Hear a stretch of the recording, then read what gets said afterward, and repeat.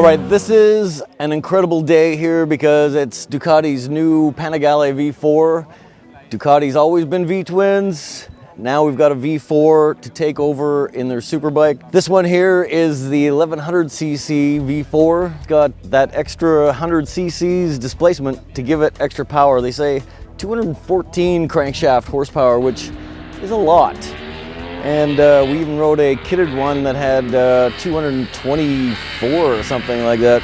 Obviously fast, get a little extra displacement, you're gonna have more power, and that's what we got here. But this is a lot more than just a V4 engine. It's a big deal for Ducati to change from a V-twin to a V4, but this is a big deal in other ways as well. So a lot of sport bikes look great when they have their clothes on. And this sport bike, I think, looks even more sensational with its clothes off. Take a look at this V4 engine in here. Got these exhaust pipes coming out the rear headers, cast aluminum subframe. There's a magnesium front subframe here, and this uses the engine as a load-bearing element to the main frame. Another impressive piece of this new V4 Panigale is the electronics. There's an awesome looking TFT screen, 5-inch TFT screen, fully configurable. It's got an analog tachometer that flashes when it gets near red line. It's one of the best dashboards I've ever seen. And the electronics that are within it are amazing. Everything is individually controllable. So you want shut-off wheelie control, you can do it. You want a whole bunch of wheelie control, you will never wheelie a bike. You can hold it pinned the whole time. And the same thing with the rest of it. Trash control, fully toggleable, and you can do it on the fly. Everything is adjustable, and we think that's a great aspect to a sport bike. Because a manufacturer might put in programming that you don't particularly like. And if you can adjust everything individually, then you can customize it to your exact taste. The traction control, pretty amazing. I think could be the best one on a sport bike right now. Just one click does a real good job at changing the aspect of how it intrudes. The first session I went out in sport mode, so it has a Ducati traction control 5, wheelie control 5, and you can hold the thing pinned anywhere, and it doesn't react in any kind of negative, altering way. Even a less skilled pilot can ride this thing quite fast, and with the electronics keeping things in control. This MotoGP inspired bike can be ridden by just mere mortals. And then when you shut some things down, turn the controls down, the thing is a monster. Wheelied in 4th, 5th gear for me when you had the wheelie control shut down. But I think the most appealing aspect of this V4 Panigale for me is its handling. It's a 1100cc bike, which is a big displacement engine, but it feels like a 750 or a 800cc motorcycle because it steers so really agile. And that's due to the counter-rotating crankshaft, just like the MotoGP bikes.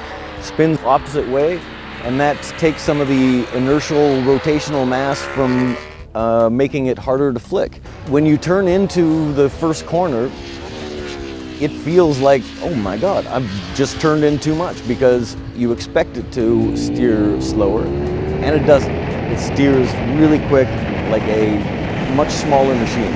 Another thing this V4S has is the Öhlins electronic suspension. It's a 2.0 version.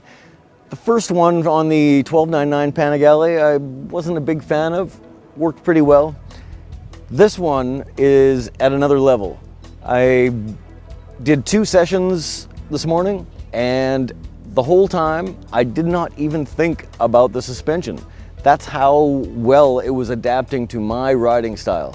Another electronic aspect to the Panigale is the up and down quick shifter, which bikes have been having for a few years.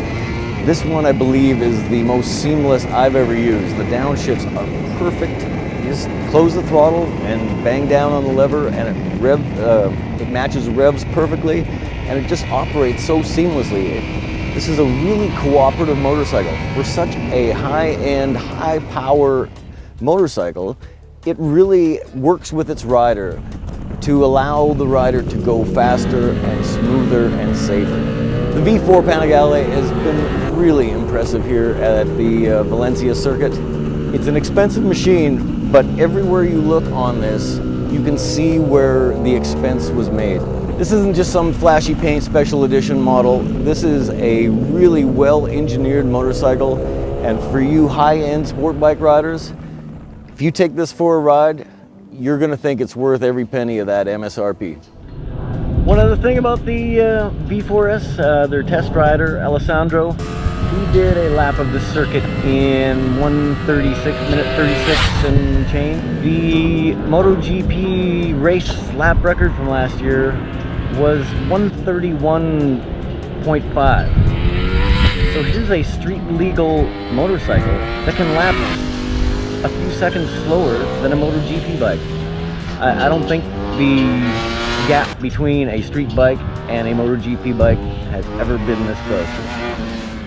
Good job, Ducati. Panigale V4, final thoughts. Pretty damn terrific. If this doesn't win a Superbike shootout this year, I'll be surprised. It's true, Ducati took a little bit of an advantage, making 1103 cc's, whereas the other four cylinders are doing 1000 cc's, but it's in the same size package as what will be coming next year for their Superbike contender, a 999 cc. And honestly, it's got a wonderful balance of being tame, smooth, gentle, or freaking ferocious. It's got both those inside it, and the electronics are probably the best I've ever tested. Panigale V4 really is something special. The S version we tested is something like $27,000, so it better be good for that. But you know what? It really is. This thing's gonna make a lot of owners happy, as long as they can afford it.